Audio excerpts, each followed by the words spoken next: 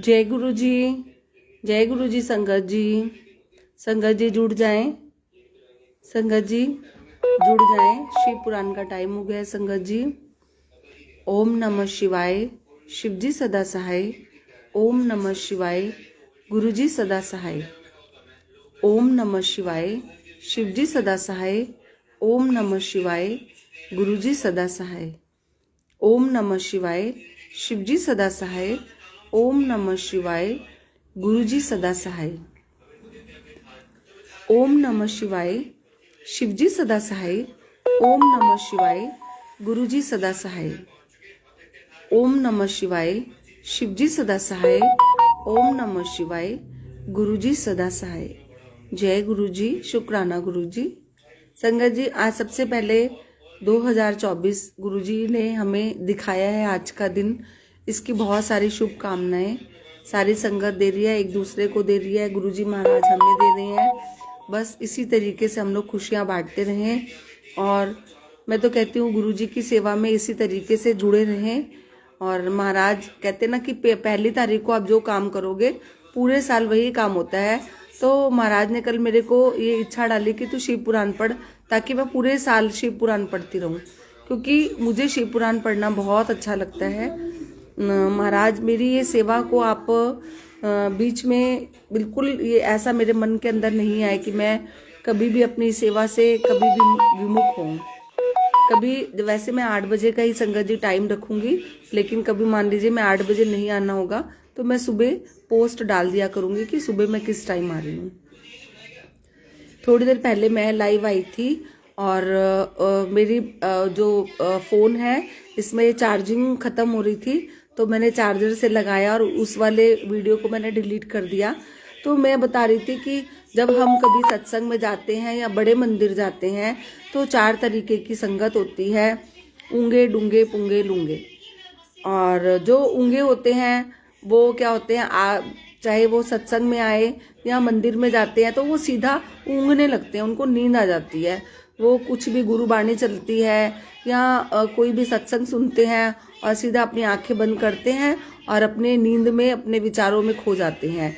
उन्हें सत्संग से कोई मतलब नहीं होता है कि क्या शब्द बानी चल रही है। लेकिन संगत जी, हमें ऊँगे नहीं बनना है। अगर हम सत्संग में जा रहे हैं या हम बड़े मंदिर जाते हैं तो हम सिर्फ गुरुजी के लिए ही जाते हैं, गुरुजी से अपना कनेक्शन बनाने जाते हैं। यदि हम शब्द बानी या कोई सत्संग को नहीं सुनेंगे तो हमें कैसे पता चलेगा कि हमने सत्संग में क्या ब्लेसिंग मिली है। तो हमें ऊँगे नहीं बनना। फिर होते हैं पूंगे, जो कि आते हैं और आके बैठ जाते हैं और जितनी भी संगत जो कि जहाँ सत्संग हो रहा होता है या मंदिर में, वो सिर्फ ये देखते हैं कि इन्होंने क्या पहना है, ये क्या कर रहे हैं, किसके साथ कौन आया है, कौन कितने बजे आ रहा है या क्या, मतलब वो ये बस संगत की तरफ ही देखते हैं। उनको गुरुजी से कोई मतलब नहीं होता है। तो हमें ऐसे संगत भी नहीं बनना, दूसरे तरीके की संगत भी नहीं बनना। और तीसरे टाइप की जो संगत होती है वो तो बहुत ही मतलब अजीब ही गुरुजी ने बनाई है, जो कि सीधा ये देखती है कि खामियां क्या है, किसके अंदर कमियां क्या है, किसने क्या पहना है, कौन फोन पे बात कर रहा है, कौन फोन पे नहीं बात कर रहा। किसी को तुरंत तर्क वितर्क करना सत्संग के अंदर ही, उन्हें अपनी कमियां नहीं नजर आती, वो दूसरों की कमियां ढूंढती है। जो तीसरे तरीके की संगत होती है ना, वो उसका सत्संग पे कोई ध्यान नहीं होता। बस उसको यही देखना है किसके साथ कौन आया है, कौन क्या बात कर रहा है, किसने किधर कोई देख रहा है कोई सत्संग को। वो खुद ही गुरुजी से कनेक्शन नहीं लगा के बैठी, तो वो तो खुद ही यही देख रही है कि कौन क्या कर रहा है, वो अपने पे नहीं देख रही है कि मैं क्या कर रही हूँ। तो हमें वो तीसरे तरीके की संगत भी नहीं बनना। हमें चौथे तरीके की, डूंगे, पंजाबी में डूंगे बोलते हैं, गहराई वाला, डूंगा, बहुत गहराई। गहराई से मतलब ये होता है कि एकदम डीप गुरुजी के अंदर समा जाओ। इतना अच्छा कनेक्शन अपने गुरु के साथ बनाओ कि आप गुरुजी के अंदर ही समा जाओ। हमें चौथे तरीके की संगत बनना है, डूंगे। तो संगत जी, कोशिश करेंगे तो सब कुछ होगा, अगर कोशिश नहीं करेंगे तो कुछ भी नहीं होगा। जब हम गुरुजी से जुड़े थे नए नए तो क्या होता था कि हम इतना कनेक्शन नहीं बना पाते थे। कनेक्शन क्या चीज़ है हमें ये भी नहीं पता चलता था। हमें कुछ भी नहीं मालूम था कि सत्संग सेवा सिमरन क्या होता है। धीरे धीरे हमने ये चीजें सीखी, गुरुजी महाराज ने संगत के थ्रू हमें सिखलवाई। तो उन सारी संगत का शुक्राना जिन्होंने हमें ये चीजें सिखाई। आज भी अगर कोई संगत आपको कुछ सिखाती है तो आप अपने आप को बहुत बड़ा ज्ञानी मत समझिए, क्योंकि हम में अभी भी बहुत अज्ञानता है, बहुत सी चीजें हमें सीखनी है। बेशक आपकी उम्र बड़ी हो, सामने वाली संगत वो आपसे छोटी है और आपको कुछ सिखा रही है, तो आप गिल्ट फील मत करिए। आप अपने आप को बहुत अच्छा महसूस करिए कि गुरुजी उस, चाहे वो एज में छोटी संगत है, ज्ञान उसको बहुत दिया हुआ है गुरुजी ने, वो आपको कुछ सिखा रहे हैं। तो हमें हमेशा सीखने की कोशिश करनी है। तो और संगत जी, ये तो आज मैंने इन चीज़ों की बात करी, और आज सुबह ही गुरुजी ने ये भाव डाला कि जब भी हम अपने घर पे सत्संग करते हैं या करवाते हैं, मर्जी तो गुरुजी की होती है हमने किसको बुलाना है किसको नहीं बुलाना, लेकिन डूंगे लोगों को, डूंगी संगत को ज़्यादा बुलाइए, ताकि आपका कनेक्शन भी, क्योंकि आप होस्ट हो, आपका कनेक्शन भी गुरुजी के साथ ज़्यादा बैठे।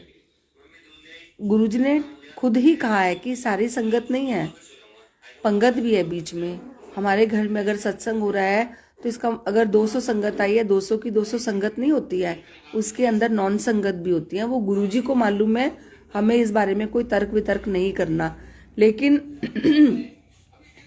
यदि हम मुंह से बुलाते हैं, किसी को इनविटेशन देते हैं, तो ऐसी अननोन संगत जो बिल्कुल बेमन से आके बैठे और हम उनको जबरदस्ती हमने उनको बैठाया हुआ है, तो बिल्कुल फोर्स मत करिए किसी को भी। जो गुरुजी को मानता हो, गुरुजी के सत्संग को समझे सुने, उन्हें ही हम बुलाने की कोशिश करें। तो और घर में बैठ के उन संगत के साथ आप सत्संग करिए, आपको बहुत मजा आएगा।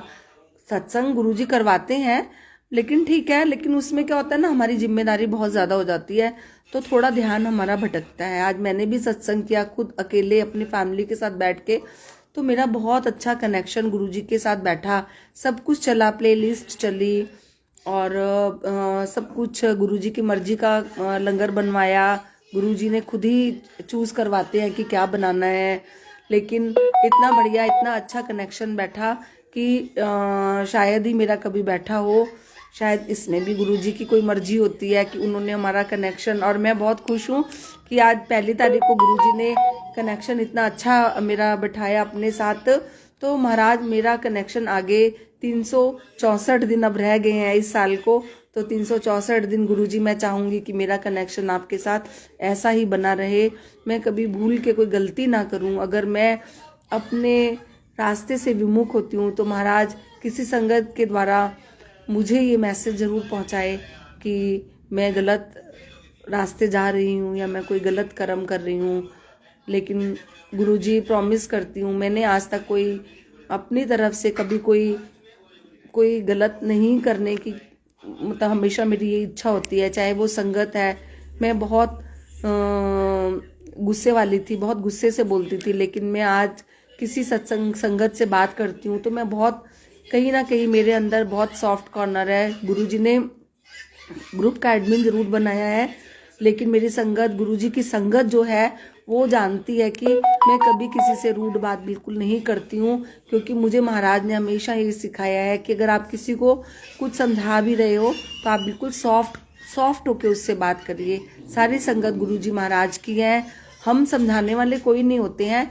लेकिन कभी कभी क्या होता है ना, एज अ सीनियर कोई मदर मानता है, कोई बड़ी बहन मानता है, क्योंकि मुझे लगता है मैं सबसे बड़ी हूँ, तो मैं एज अ मदर या एज अ आंटी कुछ ना कुछ अच्छा समझाने की कोशिश करती हूँ। जैसे, क्योंकि मैं इन सारी संगत में अपने बच्चों को देखती हूँ, ये मेरा परिवार है, इनके साथ कुछ बुरा नहीं होना चाहिए, क्योंकि गुरुजी ने कहा है कि जो गुरुजी की संगत है, जो गुरुजी को प्रिय है, वो हमारा प्रिय भी होना चाहिए। हमें हमेशा इस बात का भी ध्यान रखना है कि किसी भी संगत के साथ हमें रूड होके कोई बात नहीं करनी है। अगर किसी को कोई मॉरल सपोर्ट चाहिए संगत जी, तो उसको मॉरल सपोर्ट भी दीजिए। आप तन से कुछ कर सकते हो उनके लिए तो जरूर करिए, अगर पॉसिबल है तो। अगर मन से कर सकते हो तो मन से भी करिए। और अगर ईश्वर ने आपको धन दिया हुआ है, इस लायक ईश्वर ने आपको बनाया है कि आपके पास धन है, तो आप किसी की किसी तरीके से मदद कर सकते हो तो संगत जी ज़रूर करिए, क्योंकि ये जो लक्ष्मी है ये गुरुजी ने ही हमें दी है और ये माया तो आनी जानी है। लेकिन अगर हम किसी एक की भी मदद कर देंगे तो उसके चेहरे पे जो हंसी आएगी उसे या तो हम समझ पाएंगे या जिसकी मदद की है वो समझ पाएगा। लेकिन मदद करके कभी भी हम कुछ अहंकार ना अपने अंदर लेके आए, और जिसकी मदद करी है उसके पास भी जब वो इस काबिल हो जाए कि उसकी मदद पूरी हो गई है तो वो सामने वाली संगत को उस मदद के बदले खुद मदद करे। ये भी एक अच्छी बात है। तो ये अच्छी बातें गुरुजी हमें सिखाते हैं। तो संगत जी बड़े ही भाव के साथ शिव पुराण स्टार्ट करते हैं। और सबसे पहले संगत जी आप जितने लोग भी जुड़े हैं रोज इस शिव पुराण का जो मैं पढ़ूंगी उसमें अपनी हिस्सेदारी जरूर बनाएं, क्योंकि बहुत ब्लेसिंग मिलती है शिव पुराण पढ़ने से। गुरुजी ही जानते हैं और गुरुजी ने हमेशा शिव पुराण पढ़ने के लिए कहा है।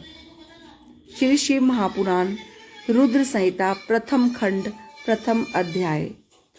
संगत जी ये बहुत इजी लैंग्वेज में है। शिव पुराण बहुत बड़ी वाली नहीं है, छोटी शिव पुराण है। महर्षि शौनक आदि का सूत जी से शंकर जी की महिमा सुनाने का आग्रह करना। पुरातन काल की कथा है कि भगवान श्री वेद व्यास जी महाराज के शिष्य एवं परम पौराणिक श्री सूत जी महाराज जी श्री गंगा जी और कालंदी के संगम स्थल पर श्री शंकर भगवान की नगरी में त्रिभुवनपति श्री शिव जी की घोर तपस्या में लीन थे। उसी समय वहां पर महर्षि शौनक जी अपने साथ अनेक ऋषियों सहित पधारे। वे श्री सूत जी महाराज को शिव की उपासना में मग्न देखकर अपने हृदय में अत्यंत प्रसन्न हुए और हाथ जोड़कर श्री सूत जी से प्रार्थना करने लगे कि हे प्रभु दीनानाथ, आप हमारी भव बाधा दूर करो, हमारे अज्ञान का नाश करते हुए ज्ञान के चक्षुओं को खोलो। हमारा हृदय बड़े संशय से घिर गया है। हे ज्ञानेश, आगे कलयुग आ रहा है जो घोर संकट का समय है। इस कलयुग रूपी अज्ञान से हमें मुक्ति का मार्ग बतलाइए। हम सभी ऋषिगण आपके चरणों के दर्शन करने के लिए आए हैं। सौभाग्यवश आपके दर्शनों को प्राप्त कर हम सुख का अनुभव करते हैं। हे मुनीश्वर, इस समय अत्यंत भयंकर पाप युक्त समय आ गया है और आगे भी इससे अधिक भयंकर समय आने वाला है। हमें ऐसा जान पड़ता है कि कली काल में जीव घोर पापी हो जाएगा। जीव अपने साथ सत्य सनातन धर्म को छोड़कर अधर्म करने लगेगा। वैदिक धर्म अनुसार न चलकर निंदित कार्य करके निंदा का पात्र बन जाएगा। प्राणी असत्यवादी, मन के लोलुप, सत्कर्म रहित पाप कर्मों को करने लगेगा और कलयुग के प्रभाववश आदमी जाति कर्मों को छोड़कर एवं जब तब तीर्थ इत्यादि को बुलाकर केवल पाखंड को करने लगेगा। उनसे यम नियम तथा संयम कुछ भी नहीं हो सकेगा। आज्ञा अनुसार होकर इंद्रियों के दास बनकर व्यभिचार आदि कुकर्मों में पड़कर पाप में जीवन व्यतीत करने लगेगा। सत्य को त्याग कर धर्म को छोड़कर असत्य को ग्रहण करेंगे। सारी वर्ण व्यवस्था अस्त व्यस्त हो जाएगी। ब्राह्मण अपने कर्मों को छोड़कर क्षत्रिय, वैश्य तथा शूद्रों के कर्मों को करने लगेंगे। इसी प्रकार क्षत्रिय वैश्य भी अपने जाति कर्मों को छोड़कर अपने जाति कर्तव्य को भुला देंगे। ब्राह्मण वैश्य, क्षत्रिय ब्राह्मण, शूद्र वैश्य, वैश्य क्षत्रिय बनने का दावा करेंगे। कहने का तात्पर्य यह है कि सभी वर्ण अपने जाति कर्मों से विमुख होकर अधर्म आचरण को अपना लेंगे और घोर पाप कमाने लगेंगे। देव गुरु काम, क्रोध और अहंकार में फंसकर इस पाप रूपी अथाह सागर में डूब जाएंगे। शूद्र यज्ञोपवीत धारण करेंगे और ब्राह्मण कहलाएंगे। इस प्रकार पाप ताप से पीड़ित होकर अपनी आयु को कम कर लेंगे। शूद्र मंदिरों में घुसने का प्रयत्न करेंगे। ब्राह्मण वैश्य मांस मदिरा का पान करने लगेंगे। क्षत्रिय वैश्यगामी, कुसंगी और भ्रष्टाचारी होंगे। स्त्रियां अपने पुरुषों को छोड़कर पर पुरुष तथा पुरुष अपनी स्त्री को छोड़कर अन्य स्त्री पर कामंदवश पाप के भागी होंगे। वैश्याएं सत्यवती नारी बनने का दावा करेंगी तथा सती स्त्री लांछन युक्त हो जाएगी। पिता पुत्र, माँ बेटी, गुरु शिष्य का निरादर करने लगेंगे। जब तप शील बिल्कुल नष्ट हो जाएगा, पुरुष स्त्रियों को अपने भोग विलास की वस्तु समझकर उसका भोग करेंगे। ब्राह्मण केवल यज्ञोपवीत से माने जाएंगे। चतुर व्यक्ति अपने दंभ तथा बालकों से पूजे जाएंगे। श्रृंगार केवल कली पूजा की 3 सामग्री कंघा, शीशा, सुरमेदानी, बालों को संवारना ही होगा। पाप कर्म करके अपने परिवार का पालन करने वाला ही व्यक्ति धनवान तथा बुद्धिमान समझा जाएगा। तीर्थ यात्रा करना पाप समझा जाएगा। इस कलिकाल में आसुरी प्रभाववश सज्जन पुरुष चिराग तले मिलना भी कठिन होगा। दुष्ट सज्जन, सज्जन दुष्ट समझा जाएगा। इस कारण हे प्रभु, कलयुग में प्राणी मात्र सद्गति को किस प्रकार प्राप्त होंगे, इसलिए आप हमको अपने ज्ञान द्वारा हमारा मार्गदर्शन करिए, जिससे हमारा तथा सभी मनुष्यों का कल्याण होगा। हे भगवान, दयालु गुरु अपने शिष्यों से गूढ़ भी भेद नहीं छिपाते हैं। फिर आपके सामने इस संसार में कोई दूसरों का उद्धार करने वाला है भी या नहीं? आप भगवान श्री वेद व्यास जी महाराज के प्रिय शिष्य हैं। आपने उनसे सभी वेद पुराण के सार को ग्रहण किया है। सो हे ज्ञानेश, हमारे इस अज्ञान रूपी अंधकार को दूर करके इस आने वाले कलिकाल में पापमय समय से बचने के उपाय को समझाकर हमें मुक्ति के सद्मार्ग को बताएं, जिससे हम सब जीवों का कल्याण होवे। हे प्रभु, हमारे इस संशय को दूर करें। ऋषियों की बात सुनकर परम पौराणिक श्री सूत जी महाराज अत्यंत प्रसन्न हुए और थोड़ी देर तक भगवान श्री शंकर जी के चरणों का ध्यान धरकर शौनकादिक ऋषियों से कहने लगे कि हे वत्स शौनक तथा अन्य ऋषिगण, आप धन्य हैं जो कि आप लोगों ने त्रिलोक जीव हितकारी अति उत्तम प्रश्न मुझसे किया है। सुनो, मैं आप सबके सन्मुख भगवान श्री शंकर जी की वह कथा कहूंगा जिसके सुनने मात्र से ही कलिकाल के वे सभी पाप नष्ट हो जाएंगे। भगवान श्री शिव का यह चरित्र परमार्थ कारक वेदांत सार है। भगवान श्री शंकर जी के चरणों में प्रीति रखने वाला कलिकाल के सभी पापों से मोक्ष पा जाता है। मस्तक पर भस्म का लेप करके भगवान श्री शंकर जी के शिवलोक को प्राप्त होता है। इनको नमस्कार करने वाला व्यक्ति पुत्र पौत्रों के सुख का भागी होता है। हे ऋषिगणों, आप सब ध्यानपूर्वक सुनो। मैं आपके सन्मुख त्रिलोकपति भगवान श्री शंकर जी की वह कथा कहता हूँ जिसको सुनने मात्र से ही कलिकाल की सारी व्यथा ऐसे नष्ट हो जाती है जैसे गर्म तवे पर पानी की बूंदें नष्ट हो जाती हैं। भगवान शंकर जी का यह चरित्र कलिकाल के सभी पापों का नाश करने वाला है। भगवान शिव जी के चरणों में प्रेम करने वाला इस भूमंडल के अनेकों पापों से मुक्ति पाकर मोक्ष पा जाता है। उनका यश गान करके लाखों मनुष्यों को परम पद की प्राप्ति होती है। भगवान शंकर के भक्त ब्रह्मघात, हिंसा, मदिरापान और व्रत तोड़ने इत्यादि के पापों से विमुक्त हो जाते हैं। अतः प्रत्येक मनुष्य को चाहिए कि इस संसार को दुख का रूप जानकर भगवान श्री शंकर जी का ध्यान करे। कमल के पत्तों पर जल के समान शिव भक्तों के पास पाप फटकने भी नहीं पाते। संगत जी, कितने अच्छे तरीके से ये बताया है कि जो शिव भक्त होते हैं उनके पास कभी भी पाप जो है वो फटकने नहीं पाता। हम गुरु जी को मानते हैं और गुरु जी हमारे शिव जी के ही रूप है, तो हम जो सारी संगत है अगर दिल से भाव के साथ गुरु जी को मानेंगी तो पाप कभी हमारे पास नहीं फटकेगा। पाप नहीं फटकेगा इसका मतलब ये नहीं कि पाप आएगा ही नहीं। हमारे मन के विचार गलत है। अगर हमारे पास पाप नहीं फटकेगा तो हमें अपने मन के विचार कर्म भी अपने अच्छे करने पड़ेंगे। और अगर हम सही तरीके से गुरु जी से जुड़ गए हैं तो सच में पाप हमारे पास कभी नहीं फटकेगा। शौनक इत्यादि ऋषि परम पौराणिक श्री सूत जी महाराज के ऐसे वचन सुनकर हाथ जोड़कर बैठ गए और ऋषिगणों की ओर से शौनक जी ने प्रश्न किया कि हे भगवान श्री शिव जी महाराज निर्गुण रूप कैसे हैं। संगत जी बहुत ध्यान से सुनिए, भगवान का निर्गुण रूप का क्वेश्चन उठा यहाँ पे। वह आप हमको समझाइए कि भगवान श्री शंकर जी ने इस संसार चक्र की रचना क्यों की तथा वे स्वयं कैसे उत्पन्न हुए। क्या संहार अथवा प्रलय के समय भगवान शिव जी कैसे अवतार धारण करके अवतरित होते हैं, वो क्या कार्य करते हैं तथा वे अपने भक्तों के वश में होकर कैसे भक्तों का कल्याण करते हैं। ये सारी बातें इस शिव पुराण में हमें समझाई जाएगी। बहुत बहुत गहराई से जब कोई शिव पुराण पढ़ता है तब उसे ये समझ में आती है। एक दिन भी अगर आप मिस करोगे तो आप मतलब समझ नहीं पाओगे। और वैसे ही गुरुजी महाराज ने बोला हुआ है कि 8 या 9 बार पढ़ने के बाद ही शिव पुराण पूरी तरीके से अच्छे से समझ में आती है। हमें ना समझ में आए कोई बात नहीं, लेकिन ये आपके कानों में जानी चाहिए।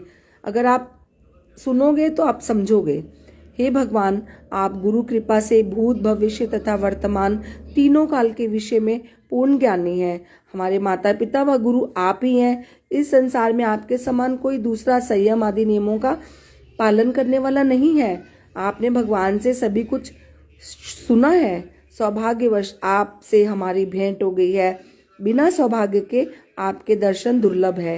हे प्रभु, आप कलिकाल के पापों को नष्ट करने वाले भगवान श्री शंकर जी की परम पावन कल्याणकारी कथा सुनाकर हमारे इस जीवन को सार्थक कीजिए।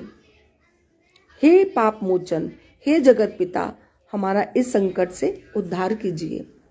संगत जी कमेंट में जरूर लिखिएगा कि आप लोगों को कुछ समझ में आ रहा है या नहीं। दूसरा अध्याय संगत जी, नारद जी का तप करना, इंद्र द्वारा कामदेव को भेजना, कामदेव का असफल होकर लौटना, इस अध्याय के अंदर यह बतलाया जाएगा। ऋषिगणों के ऐसे वचनों को सुनकर परम पौराणिक सूत जी महाराज बहुत खुश हुए और बोले कि हे ऋषिगणों, जो प्रश्न इस समय मुझसे आपने किया है, यही प्रश्न एक समय देव ऋषि नारद जी ने अपने पितामह ब्रह्मा जी के सन्मुख किया था। देव ऋषि नारद जी को जो कुछ ब्रह्मा जी ने बताया था वह सब अब मैं आपके सामने कहता हूँ। आप सभी ऋषिगण ध्यानपूर्वक सुने। हे ब्रह्मांड देवताओं, बहुत समय पहले एक दिन की बात है कि देव ऋषि नारद जी तप करने के लिए हिमालय पर्वत पर जा पहुंचे और गंगा जी के तट पर एक सुंदर साफ स्थान देखकर दीर्घ तप करने के लिए अपना आसन लगाया। जब बहुत समय तप करते हो गया तब उस समय इंद्रलोक के स्वामी श्री इंद्रदेव बहुत चिंता में आ गए और अपने मन में विचार करने लगे कि देव ऋषि शायद मेरे सिंहासन के लिए दीर्घ तप करने लगे हैं, इसलिए मुझको अपने सिंहासन की रक्षा के लिए कोई विचार कर कदम उठाना चाहिए, नहीं तो मेरा यह सिंहासन देव ऋषि छीन लेंगे। इंद्रदेव ने उसी समय कामदेव से सहायता का वचन लिया और उन्होंने कहा कि हे कामदेव, मैं तुम्हारी सहायता से आज तक कितनों के अहंकार को नष्ट कर चुका हूँ। इस समय भी मुझे एक कार्य के लिए तुम्हारी आवश्यकता है। देव ऋषि नारद इस समय हिमाचल के अंचल में दीर्घ तप में लीन है। वे मेरे राज्य को छीन लेने का प्रयास कर रहे हैं, अतः तुम मेरे लिए हिमालय पर्वत पर जाकर देव ऋषि नारद के दीर्घ तप में विघ्न पैदा कर विनष्ट करो, जिससे उसका दीर्घ तप पूरा नहीं हो सके। यहाँ इंद्रदेव ने चाल खेली नारद जी के साथ। सबको चिंता होती है, इंद्रदेव जी को भी चिंता हो गई कहीं ये ऐसी नारद जी तपस्या ना कर ले कि ये मेरा सिंहासन ही छीन लेंगे। क्यों ना मैं इनको इनकी इस तपस्या से हटा दूं, मतलब दिमाग इनका वहां से हटा दूं। तो उन्होंने कामदेव जी से मदद मांगी। देवराज इंद्र की बात सुनकर कामदेव ने अपनी सेना को तैयार किया। सेना सहित कामदेव जी देव ऋषि नारद जी के स्थान को प्रस्थान करने लगे। जब कामदेव नारद जी के पास पहुंचे तो उन्होंने नारद को उग्र तप में लीन देखा। तब तो कामदेव ने अपनी सेना तथा सहायक साजो सामान से वहां पर एक बहुत ही सुंदर उपवन का, उन्होंने बहुत एक सुंदर बगीचे का वहां पे निर्माण कर दिया, जिसमें बहुत ठंडी ठंडी हवा बह रही थी। मीठे मीठे वाणी बोलने वाले पक्षी भी आ गए फिर काम कला में अत्यंत प्रवीण अप्सरा कामवर्धक हाव भाव प्रदर्शित करने लगी और कामोत्तेजक गीत का गायन करने लगी। ये सब कामदेव जी ने रचना रची। परंतु देव ऋषि श्री नारद जी की समाधि में किसी प्रकार का व्यवधान नहीं पड़ा। वे पहले की तरह ही अपनी तपस्या में लीन रहे। इससे श्री देव ऋषि नारद जी की भी कोई महिमा नहीं थी, क्योंकि उक्त स्थान वही स्थान था जहाँ पर भगवान शंकर जी के तप को भंग करने के लिए पहले एक बार कामदेव आए थे तथा क्रोध में आकर शंकर जी ने कामदेव को भस्म ही कर दिया था। फिर रति वियोग के कारण कामदेव को पुनः जीवित कर दिया था तथा कहा था कि भविष्य में इस निर्मल स्थान पर कामदेव का कोई भी अस्त्र शस्त्र नहीं चल पाएगा, यहाँ से हमेशा असफल होकर ही रहेगा। अतः देव ऋषि नारद जी भगवान शंकर की कृपा के कारण तप में पड़ने वाले विघ्न से बच गए। कामदेव उनके दीर्घ तप को भंग नहीं कर सका। जब इंद्र की सभा में जाकर कामदेव ने अपने असफल होने की बात बताई तो इंद्रदेव बहुत ज्यादा निराश हो गए। वे भगवान शंकर जी के प्रताप को न समझकर देव ऋषि नारद जी की अखंड तपस्या पर अपना महान आश्चर्य प्रकट करने लगे तथा उनकी प्रशंसा करने लगे। इधर नारद जी जब अपनी तपस्या को पूर्ण कर चुके थे तो कामदेव पर विजय पाने के कारण उनको महान गर्व उत्पन्न हुआ। नारद जी अपने अभिमान के सहित भगवान शंकर के पास पहुंचे और अपनी कामदेव पर विजय पाने की बात को बड़े अभिमान के साथ उन्होंने भगवान शंकर को बतलाया। भगवान श्री शंकर जी देव ऋषि नारद जी की बात को सुनकर मन ही मन मुस्कुराने लगे। फिर उन्होंने श्री नारद जी से कहा कि ऋषिराज, आप धन्य हैं कि जो आपने कामदेव पर विजय पाई है, परंतु आप अपनी इस विजय श्री को किसी से कहिएगा नहीं, विशेषतः श्री विष्णु जी से उनके द्वारा पूछने पर भी नहीं बतलाइएगा। लेकिन नारद जी तो अपने जिद में आ जाते हैं, उनके पेट में कोई बात पचती नहीं है। शिव जी ने उन्हें कहा था कि तुम मत बताना, लेकिन उन्होंने बताया। श्री सूत जी महाराज बोले कि ये ब्राह्मण देवताओं, भगवान श्री शंकर जी के ऐसे वचन देव ऋषि नारद को कर्ण प्रिय नहीं हुए, क्योंकि उनके अंदर अहंकार आ गया था। जबकि श्री शंकर भगवान है तो श्री नारद जी के कल्याण हेतु ही ऐसी सीख दी थी, लेकिन श्री नारद जी उनको गलत समझ बैठे। देव ऋषि नारद श्री शंकर जी के पास से सृष्टि रचयिता श्री ब्रह्मा जी के पास पहुंचे तथा वहां पर भी बड़े अभिमान के साथ कामदेव पर विजय पाने की सफलता का उन्होंने अपना बखान कर ही दिया। तब तो सही जानकारी के लिए चतुर्मुखी ब्रह्मा जी ने तीनों लोक के स्वामी कैलाशपति का स्मरण किया तथा असल मामले को समझा। ब्रह्मा जी ने देव ऋषि नारद जी को उनके कल्याण के लिए यह वृतांत किसी को न बताने के लिए कहा तथा भगवान विष्णु से न कहने के लिए आग्रह किया। परंतु श्री नारद जी के मन में तो अहंकार उत्पन्न हो चुका था। उनको इस समय अपने भले की बात भी समझ में नहीं आ रही थी। नारद जी ने समझा ये मेरी असफलता को ईर्ष्यावश देखकर किसी को न बताने के लिए मना कर रहे हैं, इसलिए मैं अवश्य भगवान विष्णु के पास जाऊंगा तथा उनको अपनी सफलता का समाचार बतलाऊंगा। नारद जी ब्रह्मा जी के पास से चलकर क्षीर सागर में पहुंचे, जहाँ लक्ष्मी जी के साथ भगवान विष्णु शयन कर रहे थे, सो रहे थे तथा अपने कामदेव पर सफलता प्राप्त करने के समाचार को गर्व सहित उन्होंने बतलाया। देव ऋषि नारद जी के समाचार को सुनकर भगवान विष्णु अपने मन ही मन मुस्कुराते हुए विचार करने लगे कि देव ऋषि नारद जी को अहंकार उत्पन्न हो गया है। भगवान शंकर ने अपनी योग माया के वशीभूत करके देव ऋषि नारद का अहंकार दूर करने के लिए मेरे पास भेज दिया है, इसलिए इनके अहंकार का निवारण करना चाहिए। भगवान विष्णु ने नारद मुनि से कहा कि हे मुनिराज, आप तो ब्रह्मचारी हैं, ज्ञानी हैं, भला कामदेव आपका क्या अहित कर सकता है। श्री विष्णु भगवान की बात को सुनकर नारद जी बोले कि प्रभु, यह सब आपकी ही कृपा का प्रसाद है। इतना कहकर श्री मुनिराज नारद जी वहां से प्रस्थान करने लगे। उसी समय भगवान विष्णु ने अपनी योग माया द्वारा मुनि नारद के मार्ग में एक सुंदर नगर की रचना की। उसी नगर के राजा का नाम शील निधि था। उसकी एक पुत्री थी, वह बहुत सुंदर थी, जिसका नाम विश्व मोहिनी था।